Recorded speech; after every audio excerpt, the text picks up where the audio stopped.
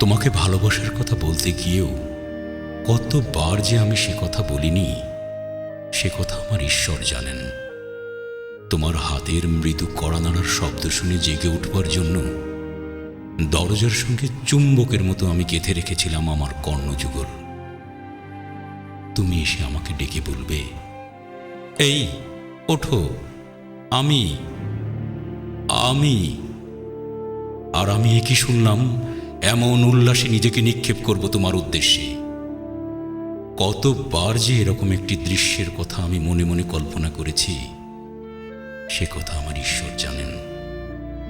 আমার চুল পেকেছে তোমার জন্য, আমার গায়ে জ্বর এসেছে তোমার জন্য।